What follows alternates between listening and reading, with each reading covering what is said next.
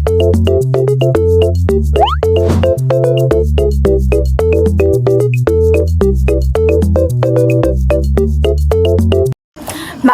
adlaw sa inyong tanan, isa kadako nga kalipay para sa akon nga makaatubang sa inyo subong nga adlaw. Magandang araw po sa inyong lahat. Ako po si Binibining Angel May Aldaya Generosa at sa araw na ito ay aking iuulat ang tungkol sa Region 18 o ang Negros Island Region. Ang rehiyong ito ay isa sa mga rehiyon sa Pilipinas na kilala sa mayamang kultura, kasaysayan at tradisyon na patuloy na pinapahalagahan ng mga mamamayan hanggang sa kasalukuyan. Sa aking pag-uulat, tatalakayin ko ang ilan sa mahahalagang aspeto ng kanilang kultura tulad ng siyaw, pananampalataya, pamumuhay at panitikan. Ang mga elementong ito ay mahalaga dahil dito natin makikita kung paano namumuhay ang mga tao, kung ano ang kanilang pinaniniwalaan at kung paano nila pinapahayag ang kanilang kultura at pagkakakilanlan bilang isang komunidad. Ang Region 18 o ang Negros Island Region ay matatagpuan sa bahagi ng Visayas at binubuo ng tatlong lalawigan, ang Negros Occidental, Negros Oriental at Siquijor. Ang bawat lalawigan ay may kaniya-kaniyang natatanging kultura at tradisyon. Ngunit lahat ng ito ay sama-samang bumubuo sa mayamang identidad ng rehiyong ito. Sa paglipas ng panahon, ang mga tao sa rehiyong ito ay nakabuo ng iba't ibang tradisyonal na siyaw na nagpapakita ng kanilang kasaysayan at paniniwala. Bukod dito, ang kanilang pananampalataya ay may malaking impluwensya sa kanilang pang-araw-araw na pamumuhay at sa mga pagdiriwang ng kanilang ginagawa. Makikita rin sa kanilang pamumuhay ang pagiging masipag, matyaga at pagmamalasakit sa kapwa. Samantala, ang kanilang panitikan ay nagpapahayag ng kanilang mga kwento, alamat, karanasan at nagsisilbing salamin ng kanilang kultura at kasaysayan. Sa aking pag-uulat, iisa-isahin nating tatalakayin ang tatlong lalawigan ng Negros Island Region upang mas maunawaan natin ang kanilang mga tradisyon, paniniwala at mga paraan ng pamumuhay. Ang Negros Island Region ay matatagpuan sa Visayas at kilala sa mayamang kultura at tradisyon. Makikita ang mga tao sa kanilang mga siyaw, paniniwala, paraan ng pamumuhay at panitikan na naipapasa mula sa isang henerasyon patungo sa susunod. Uunahin natin ang Negros Occidental. Ang Negros Occidental ay kilala bilang Sugar Bowl of the Philippines dahil sa malawak nitong taniman ng tubo na isa sa pangunahing pinagkukunan ng asukal sa bansa. Dahil dito, maraming mamamayan ang nagtatrabaho sa pagsasaka lalo na sa mga tubuhan at sakahan. Sa larangan naman ng sayaw at festival, kilala ang lalawigang ito sa mga makukulay na pagdiriwang tulad ng sinulog sa Kabankalan. Ang sayaw na ito ay iniaalay bilang paggalang sa Santo Niño at ipinapakita sa pamamagitan ng masiglang galaw, makukulay na kasutan at tunog ng tambol. Ipinapakita ng sayaw na ito ang kanilang pananampalataya at pasasalamat sa Diyos. Pagdating naman sa pananampalataya, karamihan ng mga tao sa Negros Occidental ay mga Katoliko. Malaki ang impluwensya ng relihiyon sa kanilang pang-araw-araw na buhay. Karaniwang ang pagdaraos ng mga pista, misa at prosesyon bilang pagpapakita ng kanilang debosyon sa Diyos at sa kanilang mga patron na santo. Sa panitikan, makikita ang kultura ng Negros Occidental sa kanilang mga kwentong bayan, tula at awit na nagpapahayag ng kanilang karanasan sa buhay at pagmamahal sa kanilang lupang sinilangan. Ang mga kwentong ito ay madalas na ipinapasa sa pamamagitan bilang pagsasalaysay mula sa matatanda tungo sa mga kabataan. Sunod naman ay ang Negros Oriental. Ang lalawigang ito ay kilala sa magagandang tanawin, bundok, dagat na dinarayo ng mga turista. Ang kabuhayan ng mga tao dito ay kadalasang nakabantay sa pagsasaka, pangingisda at turismo. Sa sayaw ng kultura, makikita ang iba't ibang tradisyonal na siyaw na ipinapakita tuwing mga fiesta at pagdiriwang. Ang mga sayaw na ito ay nagpapakita ng kasiyahan, pagkakaisa at pagmamalaki sa mga tao sa kanilang mga kultura. Pagdating naman sa pananampalataya, karamihan ng mga residente sa Negros Oriental ay may Kristyanismo, lalo na ang mga Katoliko.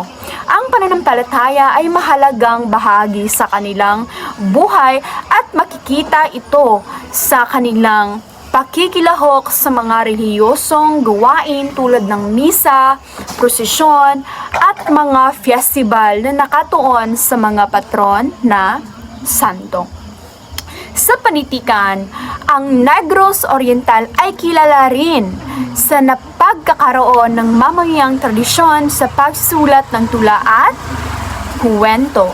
Maraming manunulat mula sa lalawigang ito at nagbabahagi ng mga akdang nagpapakita ng kultura, kasaysayan at karanasan ng mga tao sa kanilang lugar.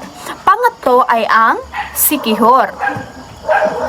Sa isang maliit ngunit kilalang isla ng Visayas. Kilala ang Siquijor sa magagandang dalampasigan, malinaw na dagat at mayamang kalikasan.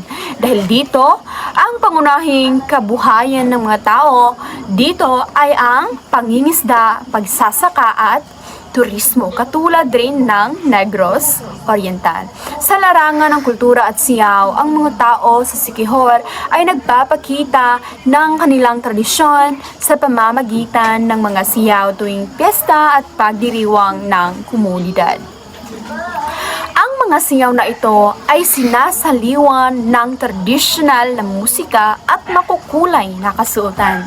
Pagdating naman sa pananampalataya, karamihan sa mga tao sa Siquijor ay mga Kristyanismo. Ngunit kilala rin ang isla sa kanilang mga tradisyonal na paniniwala.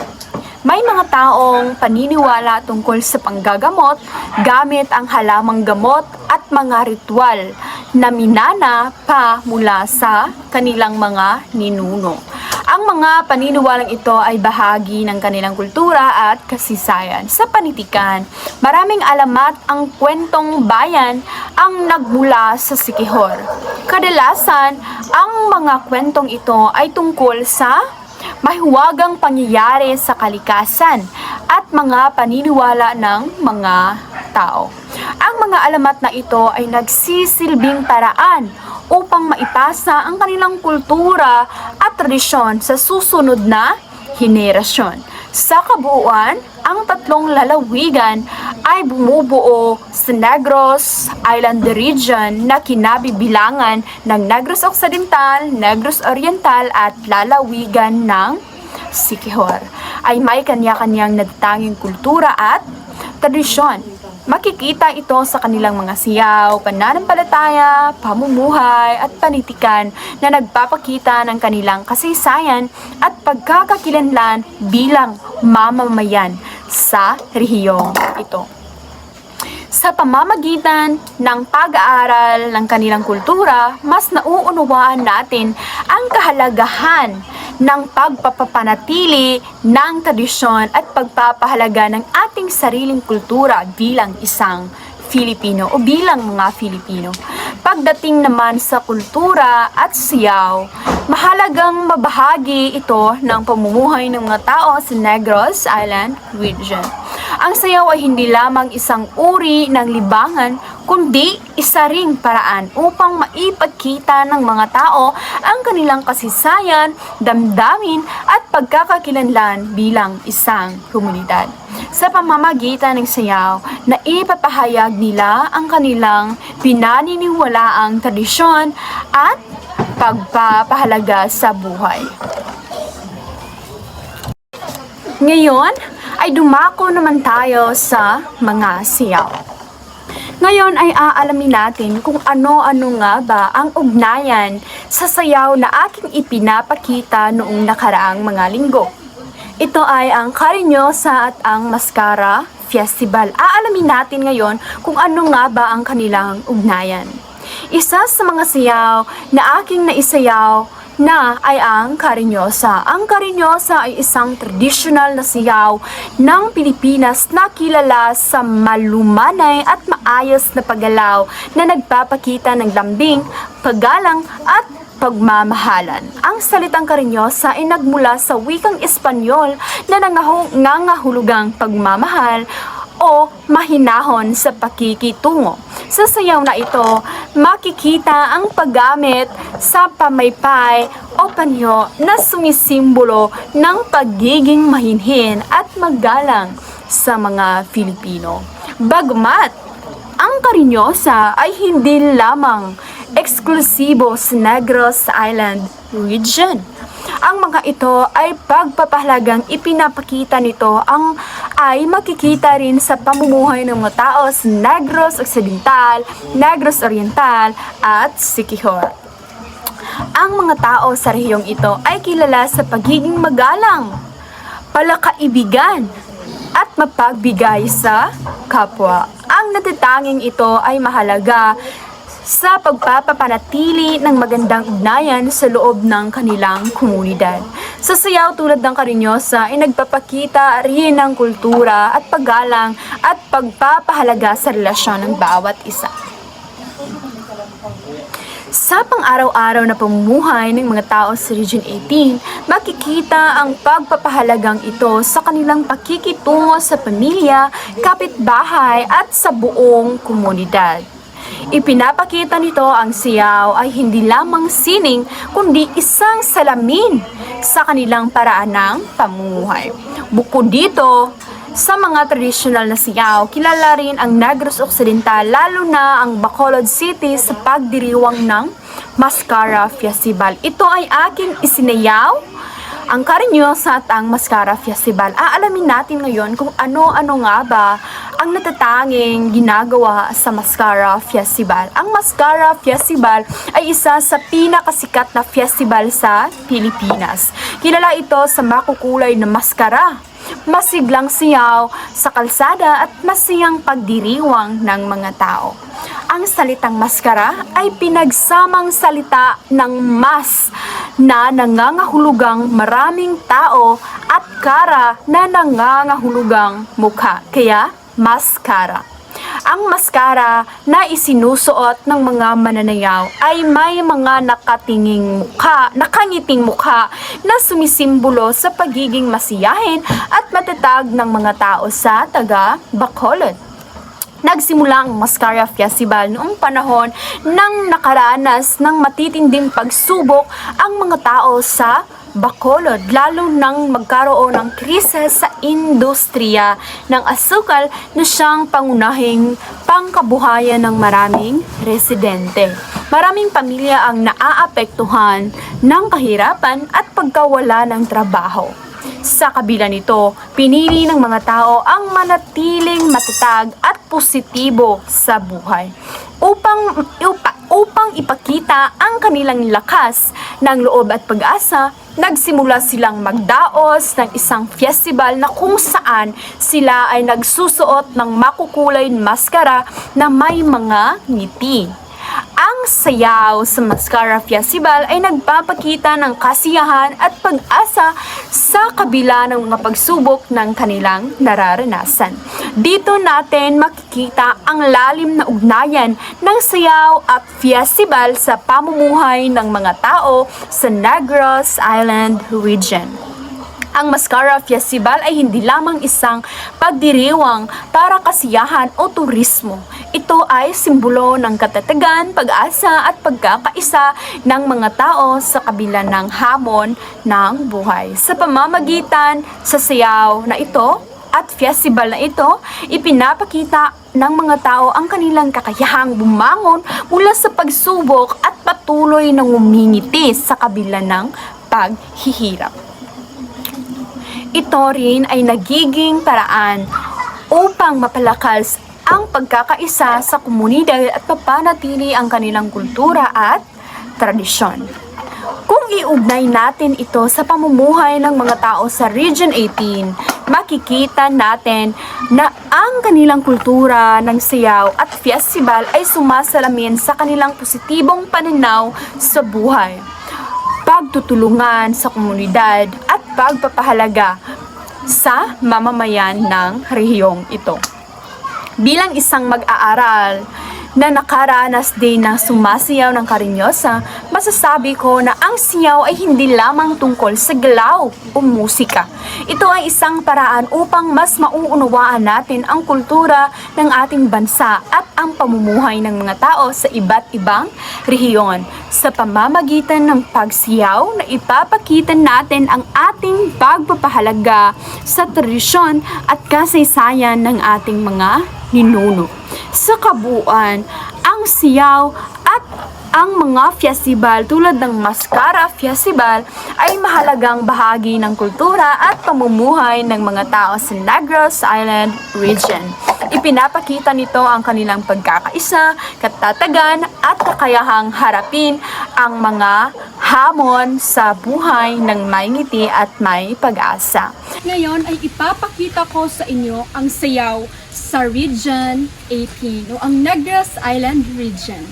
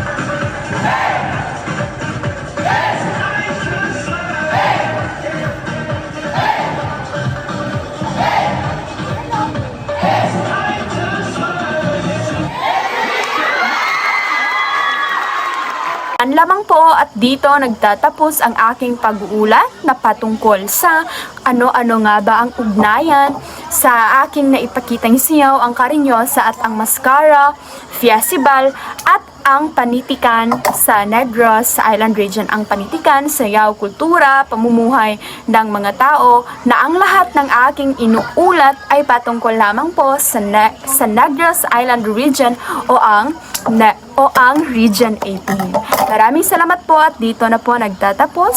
Sa ulit, ako po si Binibining Angel May Aldaya Generosa na nagmamainorya sa Filipino. Maraming salamat.